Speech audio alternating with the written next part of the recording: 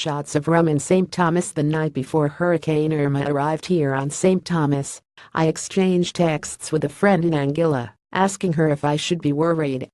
I was expecting just a bit of wind and rain, nothing life-altering. My phone signal faded before she could share the full scope of the madness I was about to encounter.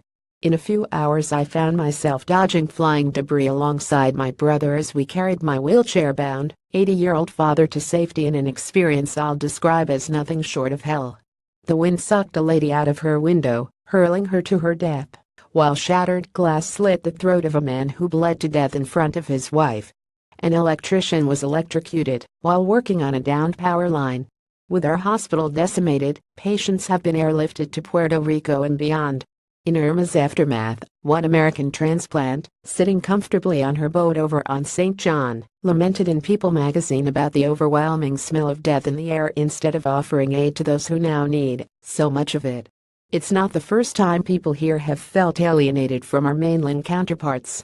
I am heartbroken it took this devastation for the world, and, most importantly, our neighbors to the north, to take notice to finally realize we in the U.S. Virgin Islands are Americans too. Living on the U.S. mainland, I explain time and time again that I'm a U.S. citizen. My first year at the University of Delaware, a state trooper called for backup when he saw my U.S. Virgin Islands license after a routine traffic stop, asking where St. Thomas was and accusing Caribbean immigrants of bringing drugs to his beloved country. I emphatically repeated I'm a U.S. citizen. Well, not quite. When I voted for President Barack Obama in 2008, I had been waiting for years to vote for an American president. Although we are U.S. citizens, Virgin Islanders have to become a resident of the state we live in to be able to vote for president. Since I reside in Miami, my vote counted as a Floridian and not as a Virgin Islander.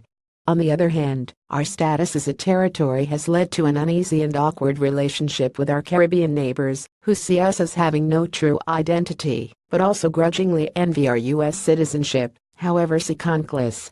We're basically a glorified colony of the United States, a country that celebrates its crusade against tyranny far and wide.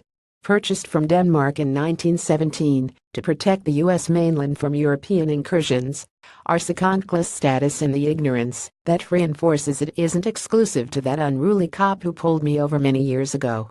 It also permeates mainstream media.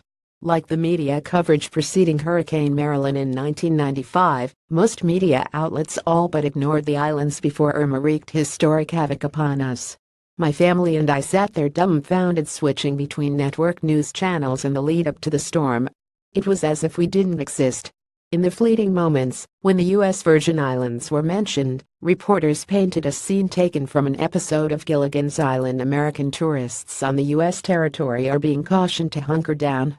HMMMM.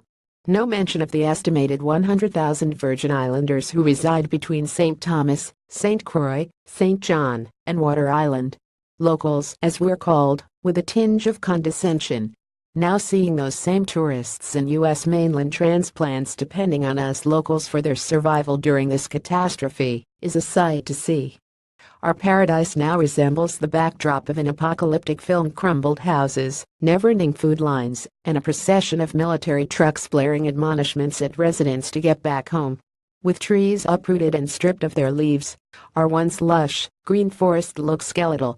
With no electricity, running water, or internet access, life after the storm is taxing indeed.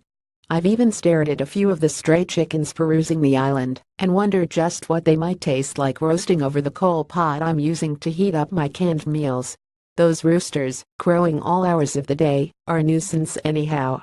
Before my daydream turns deadly, the animal lover in me snaps back to reality. Another meal of beans over rice it is, followed by a shot of Cruzan raspberry-flavored rum right before bed. As a community facing a catastrophe that threatened to completely wipe us out, I'm inspired by our resolve as we band together to restore what Irma stole. There's been some benefit in being disconnected from our American counterparts to the north. The sense of entitlement and bigotry that rips at the fabric of the mainland isn't found here. We see human first and color a distant last. Now that we Virgin Islanders have been forced into the national psyche, the rest of America stands to gain from the lessons our tiny island has to offer. Photo by Sam Hosett.